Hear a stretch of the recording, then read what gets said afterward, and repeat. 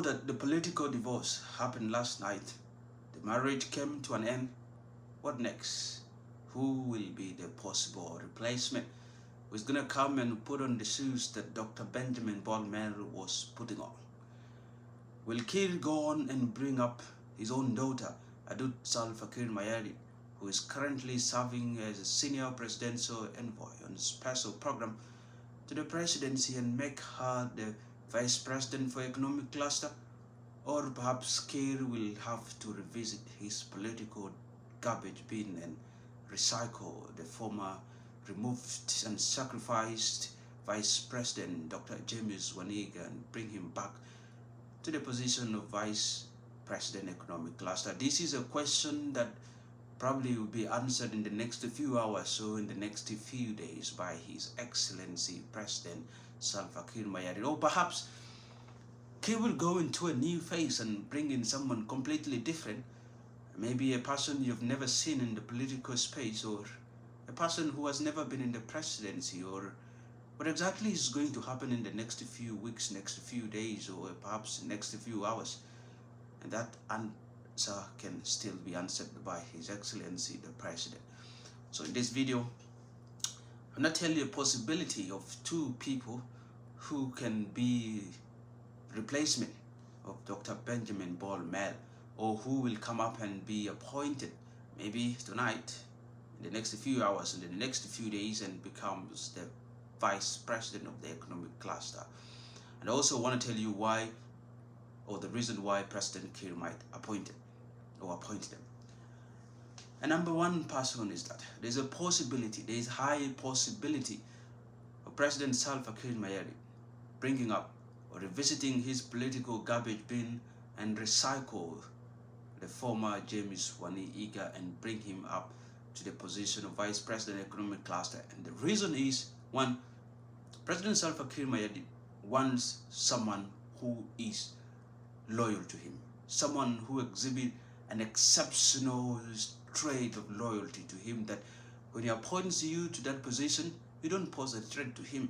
You don't pose a threat of making some kind of networks and alliances which later will remove him from his position. He wants a man who with total loyalty to him. And of course, there is no one in the South Sudan political cycles who exhibits that more than James Wani Igga. We have seen it not once, not twice, but over and over again, that James Wani Igga has always been a very loyal boy, and he has exhibited that over and over again, and he has in fact sacrificed his position so many times to some other person who shouldn't have been the one. And he has exhibited that. When he is removed, he's not a revengeful person who becomes so bitter and goes on and form his own alliance and wants to make a retaliation to the president. No, he's a completely and totally loyal person. And I feel that's the reason why President Kiir might be carried out to go and recycle James Wani Igga and bring him back to the vice president position, because he's a very loyal boy.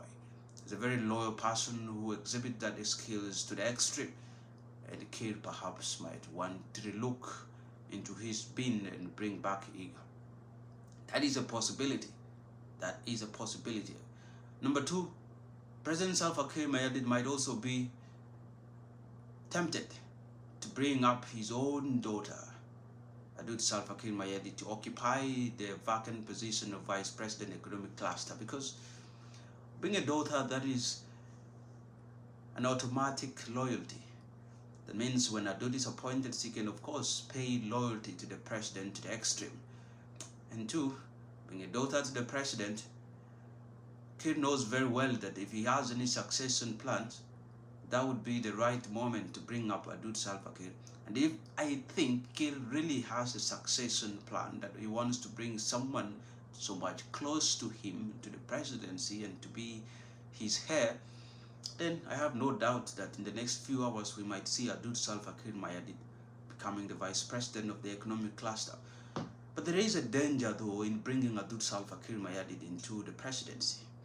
The presidency is not just an experiment ground where we want to test the people's abilities in performance. I mean, it's a position that requires experience, it's a position that requires exposure, it's a position that requires a network, it's a position that requires a military experience as well, since we're being led in a country where the military is very, very vital.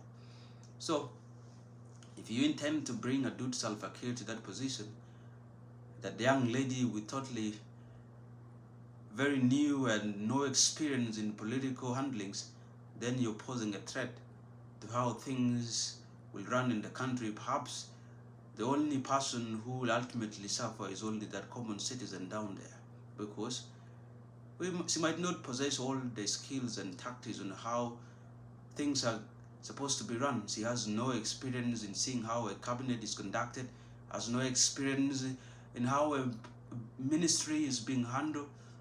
She doesn't have the experience at all. And bringing her up straight away from the advisory role to the presidency would be another big blunder made by President Kiir. And therefore, if President Kiir wants to bring someone to the presidency, he should reconsider so many factors. He should consider experience, he should consider loyalty, he should also consider how this person connects to other people. And I think that can only be found in one person named Igga. He has been in the struggle for quite long. I don't encourage the politics of always trying to push the impression that the people who fought in the liberation must always be awarded. But if we don't have the best, then we must go to the one close to the best to be brought in. And I think that is the only option that President Kiir is left with, is either to bring Igga back or promote Adut Salva Kiir to the presidency. But he also has an option. Perhaps there's so many, South Sudan is not shortage of many experts who can actually act as technocrats in that presidency. We have people in the private sector who can perform it, have experience. And that position needs a technocrat. And perhaps if Kiir intends good for the country, then he should be moved to look for another person, completely a new face, and bring he or she up to the vice presidency position. We might see a total dismantle in the presidency and see a lot of chess game played around, and see a completely new thing as well happening, where the presidency we're going to be seeing as a little bit of changes. But yeah, we never know until a presidential decree is issued through SSPC, that tonight, tomorrow, in the next few days. We never know exactly what is beating in Kiir's mind and who he is bringing up as the vice president. But until that time, we have no idea who will be the next vice president. But these are the options, the possible or the potential option that he is left with. So thank you so much.